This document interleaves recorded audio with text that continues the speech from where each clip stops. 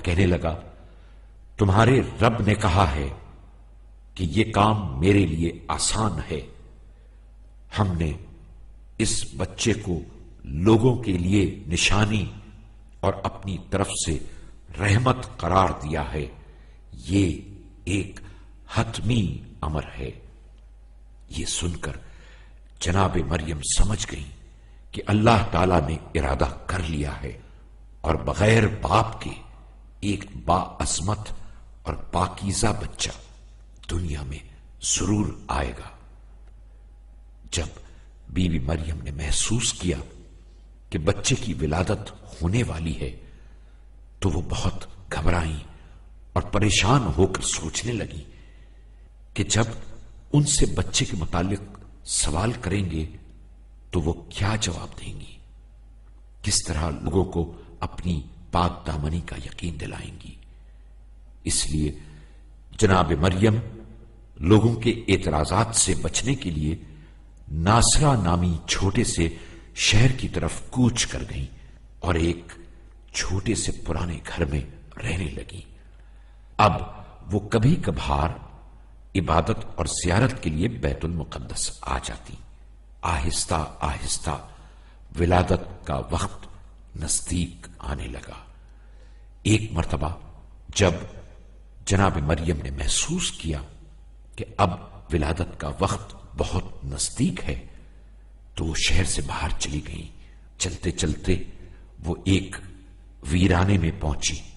یہاں انہیں کھجور کا ایک سوکھا ہوا درخت نظر آیا تو وہ درخت کے پاس بیٹھ گئی۔ کچھ ہی دیر بعد حضرت عیسیٰ علیہ السلام کی ولادت ہو گئی۔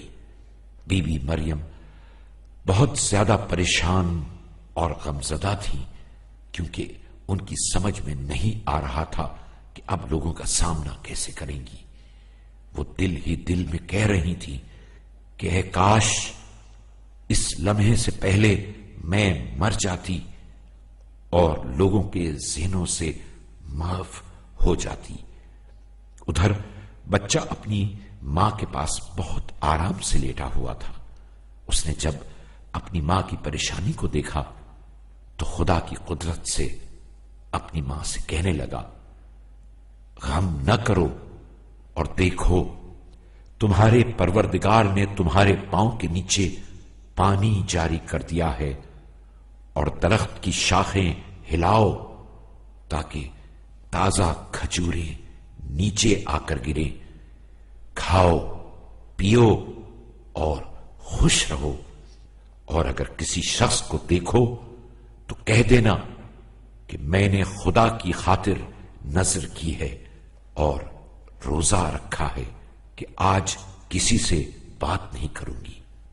جناب مریم نے بچے کی باتوں کو غور سے سنا اور پھر وہ بالکل مطمئن ہو گئی، کیونکہ اللہ تعالی نے حضرت عیسیٰ کے ذریعے ان کو بتا دیا تھا کہ وہ لوگوں کا سامنا کس طرح سے کریں۔ اس کے بعد جناب مریم نے درخت کی شاخوں کو ہلایا تو اس پر سے تازہ کھجوریں نیچے آ گری، کیونکہ وہ سوکھا ہوا درخت اب معجزے سے ہرا بھرا ہو چکا تھا۔ مریم نے تازہ کھجوریں کھائیں، ٹھنڈا اور میٹھا پانی پیا، اور اس کے بعد اپنے بچے یعنی حضرت عیسیٰ کو کپڑے میں لپیٹ کر ناصرہ شہر میں آ گئی۔ آنن فانن یہ خبر پورے شہر میں پھیل گئی اور لوگ جناب مریم اور حضرت عیسیٰ کے گرد جمع ہونے لگے۔ ہر کوئی اپنی طرف سے باتیں بنا رہا تھا، تہمتیں لگا رہا تھا۔ ایک شخص نے کہا، اے مریم تم بہت بری چیز لائی ہو۔ اے ہارون کی بہن، نہ تمہارا باپ برا آدمی تھا اور نہ ہی تمہاری ماں بدکار عورت تھی۔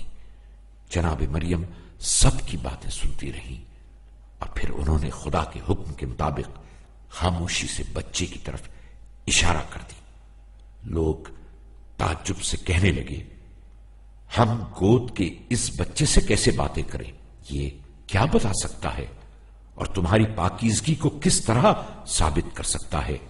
ابھی وہ یہ باتیں کر ہی رہے تھے کہ اچانک بچے کو قوت گویائی عطا ہوئی اور وہ کہنے لگا میں خدا کا بندہ ہوں، اسی نے مجھے کتاب عطا کی ہے اور مجھے نبی بنایا ہے، اور جہاں بھی رہوں بابرکت قرار دیا ہے، اور جب تک زندہ رہوں نماز اور زکات کی وصیت کی ہے، اور میری ماں کے ساتھ نیکی کا حکم دیا گیا ہے، اور ظالم اور بد نصیب نہیں بنایا ہے۔